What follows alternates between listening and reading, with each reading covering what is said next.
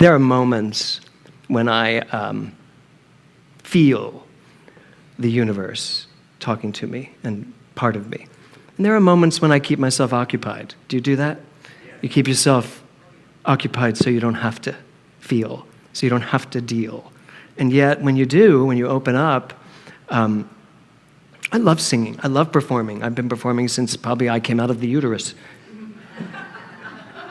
Is that where you come out of? Okay. Had to check for a minute. I was like, what did I just say? I have been performing since I was born. That's probably a better way to say that. But there's something different when you're singing a song that is not about performing. It's about feeling. And I want to look at these lyrics. I want to believe in a world we can't see. Millions of particles running through me. And I know there's a meaning. I feel it, I swear. I can't see the future, but I know that it's there. The title of my talk today is Millions of Particles. This Thursday night, I just finished teaching the advanced consciousness class all about quantum physics. And so I've been dealing in the world of particles for like this entire year, these last 40 weeks. And one of the things I've been really paying attention to is how much of this, James Mellon, exists in this, the world, the universe. How much of who I am bleeds out into who you are? How much of who you are affects who I am? How one are we really? Do we really believe what we teach, which is oneness? Or do we consider ourselves so separate that we become lonely and sad and afraid and sick? All the things that come with forgetting who you are.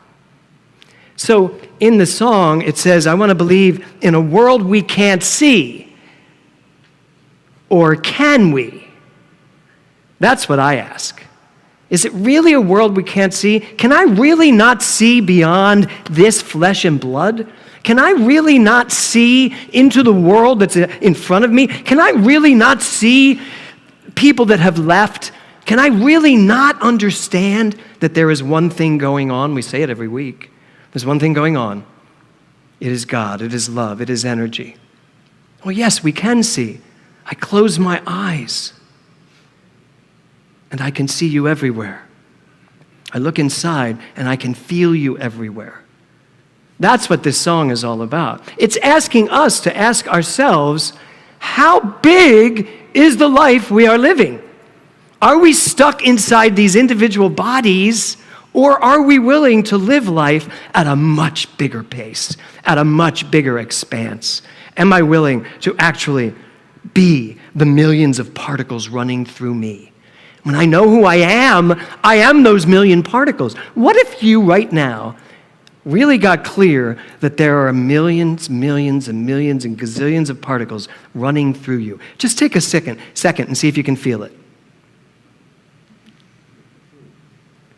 I mean, just think about it. There are a million energy moving through you, soaring through your veins. You're not just sitting here listening to this handsome man on stage. I'm hoping that's what you're thinking. No, there's something going on. I don't know about you, but as I talk about this, my fingers tingle. How many people's fingers are tingling? Okay, give it a minute. It does. If you pay attention to it, you are alive. Do you know that? You are alive. Let's all say that. I am alive. I am alive. But now really mean it. Ready? I am alive. We are alive. We are millions and millions of particles soaring through us. You are never, ever, ever the same as you were a second ago. Ever. You are always someone new. There's always something new to discover. There's something new to be. There's some nuance of who I am I haven't even met yet.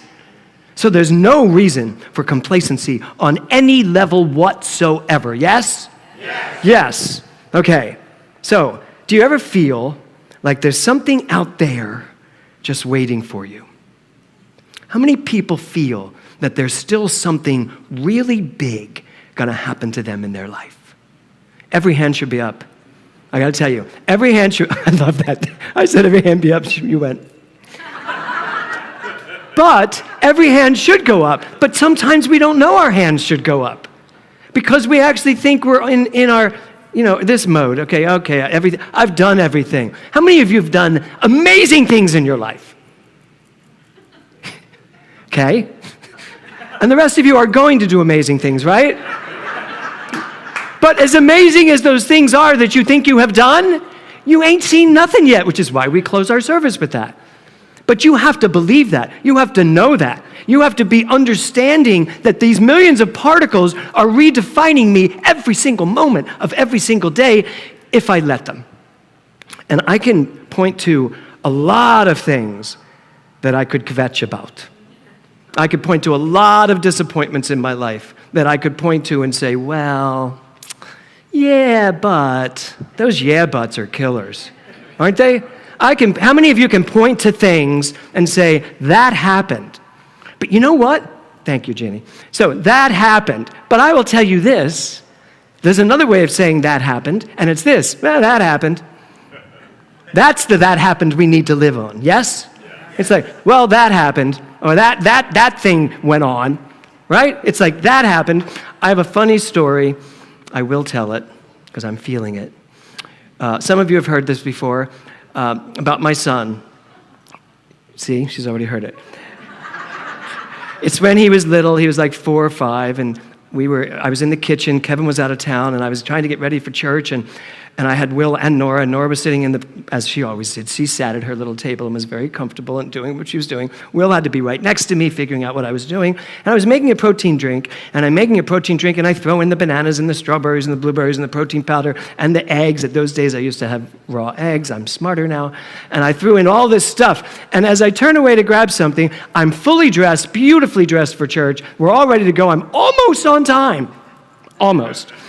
Thank you, Kevin. Almost on time. And then Will decides to push the button on the blender. But of course, I don't have the lid on it. And he pushes the button, and now I've got egg white and all over my body. Now, we had taught our children 3 simple words to live their life by. No big deal. No big deal. And I would always say to them, no big deal. And as the venom grew up inside my body, I turned to him and he went, no big deal.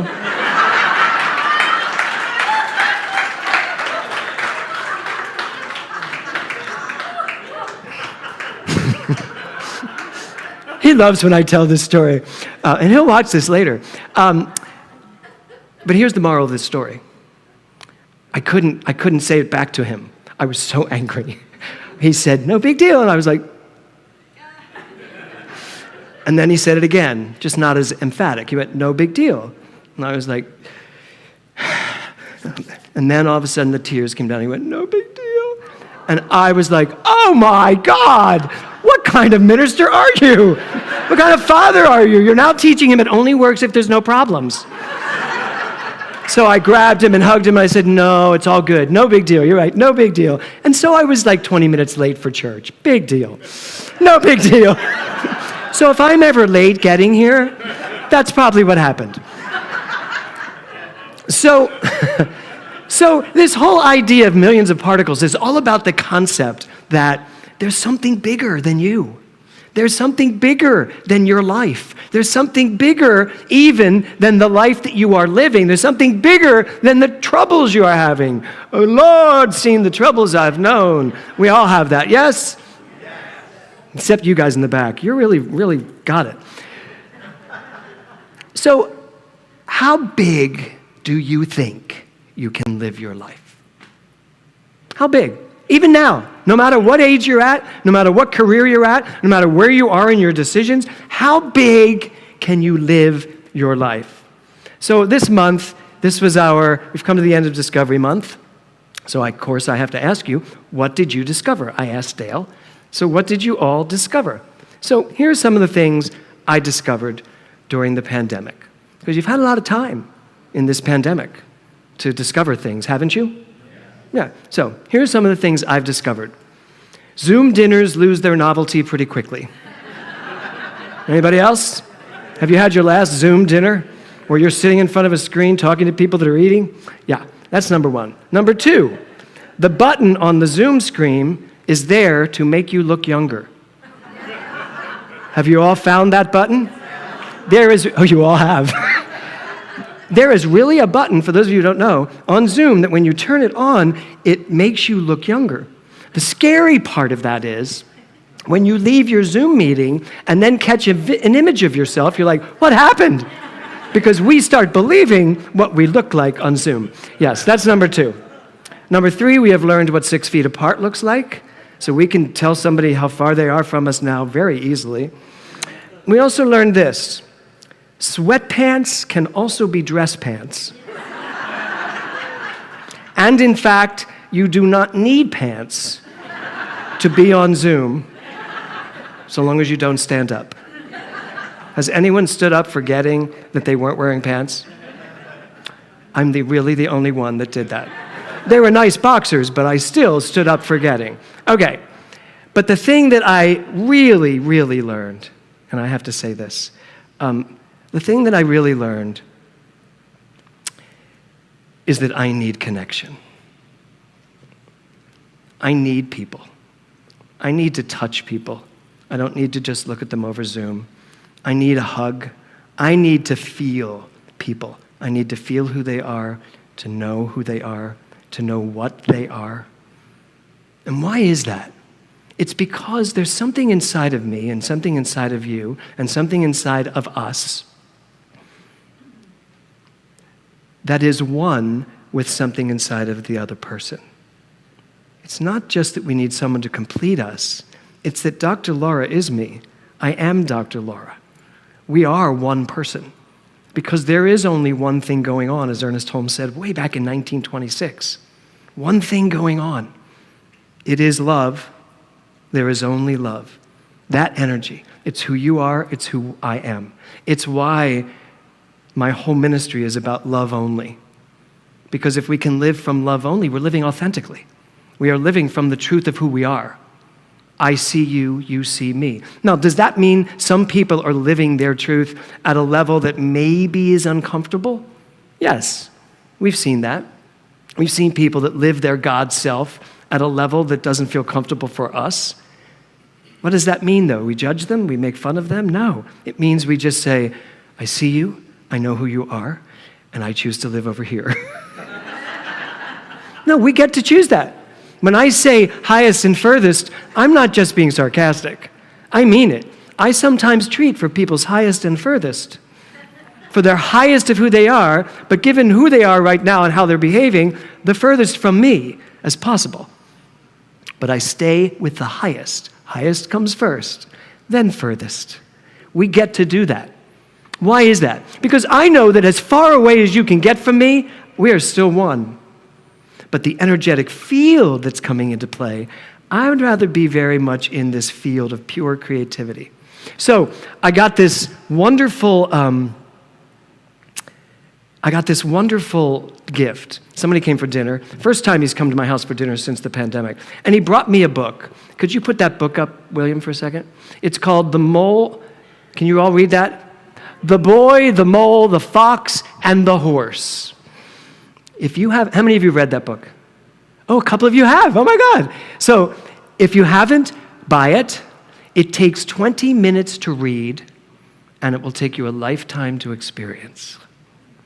It is so beautiful. He gave it to me a couple weeks ago, but yesterday in the desert, I grabbed it and I was like, 20 minutes. Oh, I've got 20 minutes right now. I'll just sit down here. And I opened it. I had no idea what it was. And the tears are coming, and I'm just reading this beautiful book. But at one point, the mole says to the boy, he says, "What's your best discovery?" said the mole. "That I'm enough as I am," said the boy. And when I got to that, you would have thought I had just read, the entire encyclopedia and the knowledge and the wisdom. I was like, that's the entire gift of life. And I just started crying. Because I got it.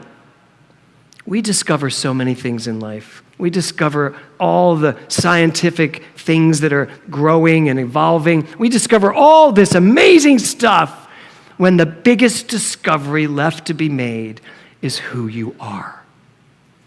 The biggest discovery you will ever need to make is that right where you are, God is. We say it, but can we mean it? Can we live it?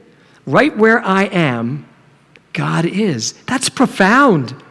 I mean, that's really profound. It's one thing to say it, but to mean it, right where I am, a million particles are just bursting all over the place, asking me to live it at the highest level I could possibly live it. So, could you give me this next quote, William? So, I was looking for how I wanted to close this, how I wanted to leave you. What did I want to leave you with? And I found this quote from Susan Sontag. And I realize that we're all different people. We all have different personalities. Some people, which group of people here are the calm people who like to just sit back and see what's going to happen? Okay, that's good. Oh, no, you can't raise the person's arm next to you. Your job is to have self-discovery, not friend discovery. Right, okay. Who is the person, which group of people are the people that like to be overachievers? Wow, a lot of overachievers. Okay, good. And who here feels that they are ready to literally jump into the next chapter of their life? Okay, there's our biggest group. The question is, are you really willing to do it? So let's look at this quote. Do stuff, be clenched, curious. So let's just look at that. Do stuff. How many of you are doing stuff? And good. What kind of stuff? What stuff are you doing? Creating all the time. Creating all the time, okay. What about you, Lori? What stuff are you doing? I get sent out my book last night. So you finished writing your book. Okay? Do stuff. Now, what do you think be clenched means? Thank you, William. What do you think be clenched means?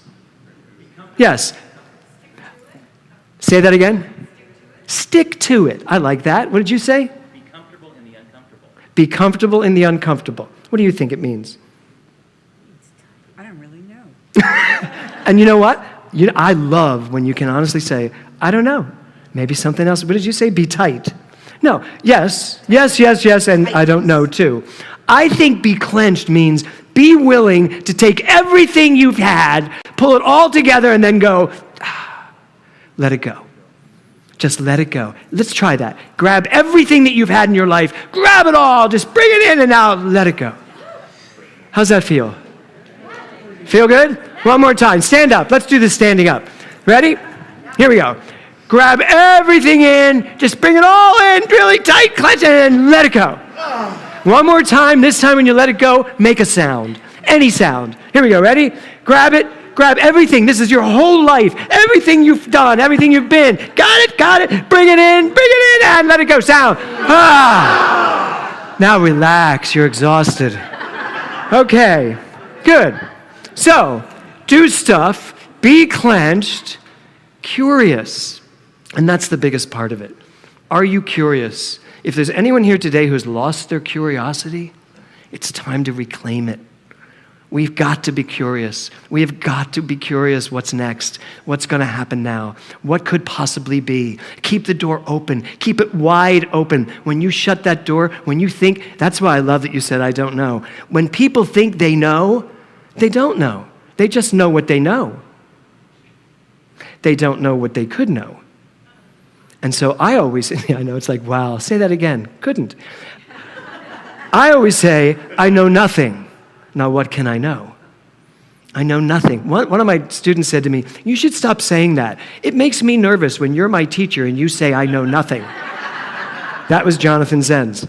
Yes, Reverend Jonathan Zenz. Yes, yes. And I said, no, I mean, I know nothing. Now what can I know? Meaning, I put it all aside. Now what can I know? So, do stuff, be clenched, curious, not waiting for inspiration's shove or society's kiss on your forehead. How many people here still need someone to tell you that it's good before you actually do it. Okay, so there are a couple of you that still do that. And we all, to some degree, we're all really still relying on somebody's opinion. I mean, did you put on your own clothes today, or did you ask somebody around you how you looked? How many people asked somebody around them how they looked? Oh my God. Just me and Mindy. Well, we asked each other. Yes. Really, you all dressed yourselves. That's amazing. We are an evolved congregation here. So, but I do think we let the world tell us whether or not our idea is good, or whether or not we're good at it. And the other part, don't wait, where is it? Don't wait for inspiration's shove. First of all, I do believe that the divine inspiration constantly nudges us, but I don't wait for it. I just keep going. Just keep going. And then there are moments where it shoves me out of where I'm going. Did you ever experience that? It's like, I'm doing this. Nope. You're doing that. Okay, next, pay attention. In the quantum field, when we talk about consciousness, we are talking about nothing more than awareness. That's what consciousness is. Consciousness is awareness. We are all consciousness. However, we're not all aware. Consciousness is still who we are, but we might not remember who we are, so we stop being aware of who we are. He says, pay attention. It's all about paying attention. Attention is vitality. It connects you with others. It makes you eager. And then she closes with, stay eager. So, my last question to y'all. How eager are you? How eager are you to get out there and do what's ever next in your life? How eager are you? You guys are eager. Yes? I loved it. You both were like, yes, I'm eager. How eager are you to discover something new? Because this is where we are. This is where we are at the end of this month. How eager are you to discover that who you are is bigger than you could ever imagine? Who you are has the capacity to move mountains. Who you are, not who you can be. Notice I didn't say who you can be. Who you are is so big that who you are could never even fit into your mind. So you need to go out of your mind in order to remember who you are. And as soon as you remember who you are going to discover that you are millions and millions of particles waiting to be lived. So my final note to you is, live it up. Unlimited potential, that's who you are. Namaste. Thank you. Thank you. Thank you.